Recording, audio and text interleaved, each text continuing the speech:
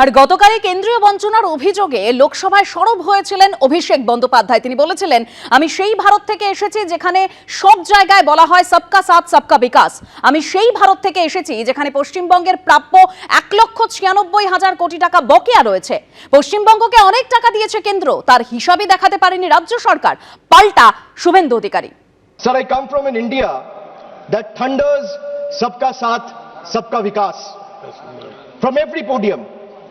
And I come from an India where West Bengal's rightful dues to the tune of 1,96,000 crores are frozen in cold bureaucratic silence. So despite repeated requests and appeals, we have been denied employment under Manrega, housing under PM Awas Yojana, road connectivity under Gram Sadak Yojana, even basic drinking water under Jal Jeevan Mission is being stopped. Narendra মোদীজি 14 থেকে 23 সাল পর্যন্ত প্রধানমন্ত্রী আবাস যোজনাতে মোট 30,000 কোটি টাকা দিয়েছে।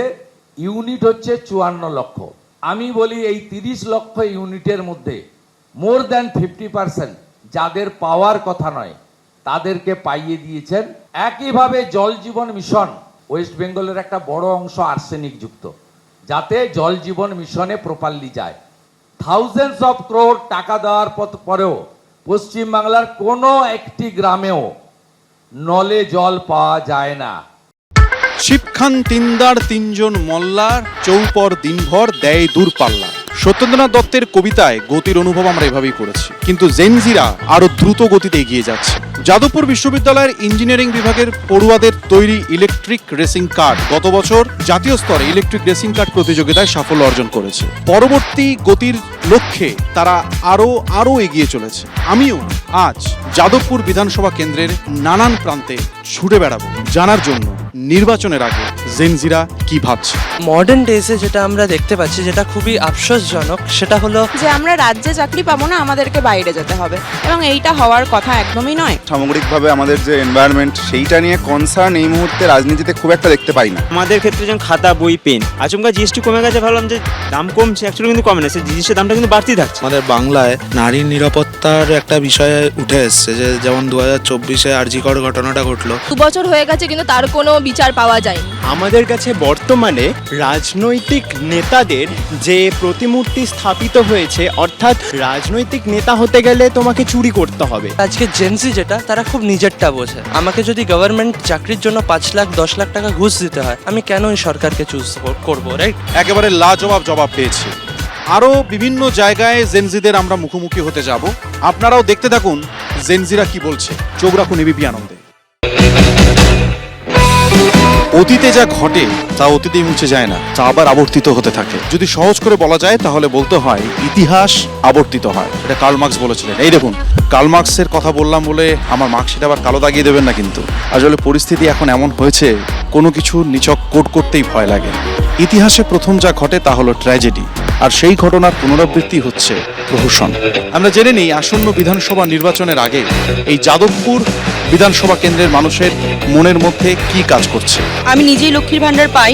আপনাদের যাদবপুর বিধানসভা এলাকার যিনি বিধায়ক, তার দেখা পান? দেখলে মনে হয় না যে উনি খুবই ভালো হচ্ছে। সুযোগ সুবিধা কিছু সাধারণ মানুষ পাচ্ছে না। নারী নিরাপত্তা বিষয়ে আপনার কি বক্তব্য? পানীয় জল নিয়ে আপনাদের কোনো অভিযোগ আছে? কর্মসংস্থান নেই, কোনো নিরাপত্তা এই শাসক দল থেকে নেই। বৃষ্টি হলে তো বলার কথাই নেই। দুর্নীতিটা আরো বেশি মারাত্মক পরিমাণে ছেয়ে গেছে। আমাদের কাছে সবার আগে দেশের সম্পদ। এখানকার যারা রাজনৈতিক নেতা নেত্রী আছেন তাদের কথাগুলো কিন্তু আমরা আমাদের নোটবুকে তুলে রাখবো। আমরা আগেও যেমন ভবিষ্যতেও এই বিপন্ন মানুষের পাশে দাঁড়ানোটা আমাদের কাজ। আমাদের সরকার আসলে অবশ্যই মানবিকভাবে প্রত্যেকটা বিষয়ই খতিয়ে দেখবে। ওরা চেষ্টা করছে ওদের মতন প্রচার করতে, আমরা চেষ্টা করছি আমাদের মতন প্রচার করতে। যাদবপুর বিশ্ববিদ্যালয়ে আমরা দেখেছি যে প্রায়শই ছাত্র আন্দোলন, ছাত্রদের প্রতিবাদ, বিভিন্ন বিষয় নিয়ে সেই প্রতিবাদ চলে, এবং কখনো কখনো সেই প্রতিবাদ এবং প্রতিবাদের আঁচ বিশ্ববিদ্যালয় ক্যাম্পাস থেকে বেরিয়ে রাস্তায় এসে দাঁড়ায়। মানুষের মনে প্রতিবাদের সুর ভয়ঙ্কর। যারা মনে করেছিল যে একটা পরিবর্তন হয়ে গেলে বুঝি কি লাভ ভাবে তারা বুঝেছে পরিবর্তনে কি সর্বনাশ হচ্ছে। তৃণমূল সেখানে কখনো আছে কখনো নেই, কখনো তারা কম্প্রোমাইজ করে চলে, সমস্ত রাজনৈতিক কর্মকাণ্ড এখানে চলছে। যাদবপুর বিশ্ববিদ্যালয়ে তথাকথিত উগ্রবাম এবং বাম তারা আর কাউকে ঢুকতেই দেবে না। সূত্রের খবর এসআইআর খসড়া তালিকায় যাদবপুর থেকে বাদ গেছে 54,184 জনের নাম। এসআইআর শুনানিতে ডাকা হয়েছে যাদবপুর বিশ্ববিদ্যালয়ের উপাচার্য চিরঞ্জীব ভট্টাচার্যকেও, আর সেই নিয়ে ভোটের আগে যাদবপুর সরগরম। ভোটের দিন দুপুরবেলা 1টা-1:30টার পরে এই যে ভূতের নৃত্য হয় ভোটার লিস্টের, এটা নির্ভুল ভোটার তালিকা নয়, এই নামগুলো বাদ যাওয়া উচিত। ভোটার লিস্টে যদি মৃত ভোটারের নাম থেকে থাকে তার দায় এবং দায়িত্ব নির্বাচন কমিশনের ছিল। সুজনবাবু যখন 2016-তে জিতেছিলেন তখন যাদবপুরে কি ছিল? এই সুজনবাবু এই 2021-এ প্রায় 40,000 ভোটে হেরেছে, তখন তো তিনি বলেননি।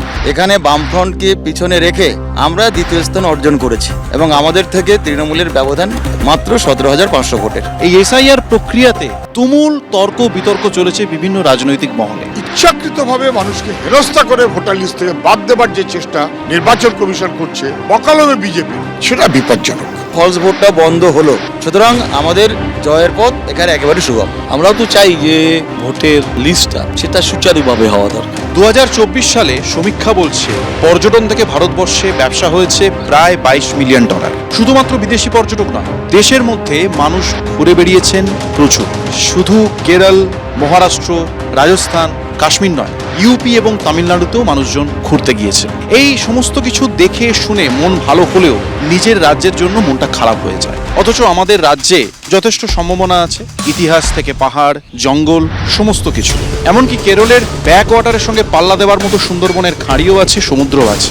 নেই শুধু ইচ্ছে, না ছিল সিপিএম আমলে, না আছে এখন। আমি আপনার প্রশ্নটাকে অস্বীকার করবো না, আরো তুলে আনার স্কোপ ছিল। যদিও সুন্দরবনটা ম্যাপে এসছে, পাহাড়টা খুব ভালোভাবে ম্যাপে এসছে, কিন্তু আরো অনেক আসার মতো সুযোগ ছিল।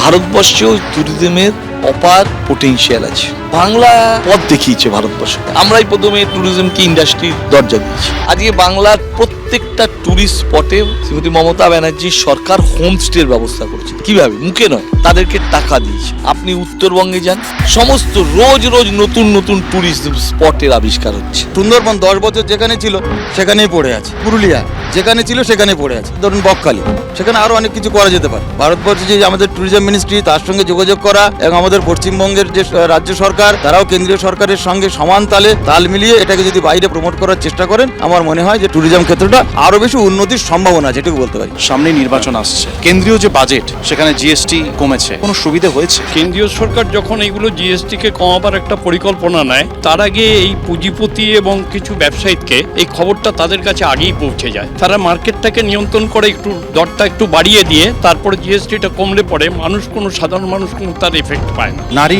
নিরাপত্তা বিষয়ে আপনার কি বক্তব্য? কাজের সূত্রে ধরো কলকাতায় থাকি, তো সকালকে কোনো ব্যাপার না, রাতে করেও আসছি, অনেক মেয়েও তো দেখছি রাতে করে, কোনো অসুবিধা নেই। যাদবপুর এলাকায় পানীয় জল নিয়ে আপনাদের কোনো অভিযোগ আছে বা কোনো সমস্যা আছে? আগে সেই আয়রন মার্কা জল, এখন সেই গার্ডেন রিচ জলের পর থেকে ফাটাফাটি জল। এখন জলের যে জল আগে কি হতো, আগে হট করে জল শেষ হয়ে যেত, এখন সেই সমস্যাটাও নেই। ইল্লিগাল বাড়ি হয়ে যাচ্ছে, 2তলা হওয়ার জায়গায় সেখানে 3তলা 4তলা করে হয়ে যাচ্ছে। জল কমে যাচ্ছে, জল মানুষ পাচ্ছে না, আর জল কিনে খেতে হচ্ছে। জনগণের বার্তা যাবে কতদূর, নির্বাচনের আগে ভাবছে যাদবপুর। আজকে আমার সফর এখানেই শেষ করলাম। গণতন্ত্রের বিকল্প একমাত্র গণতন্ত্রই। গণতন্ত্রে প্রশ্ন করা অধিকার নয়, কর্তব্যও বটে। আজ এই যাদবপুর বিধানসভা কেন্দ্রে আমি আমার কর্তব্য করলাম। আপনারা দেখতে থাকুন তারকার চোখে তারকা কেন্দ্র। এবিপি আনন্দ, এগিয়ে থাকে, এগিয়ে রাখে।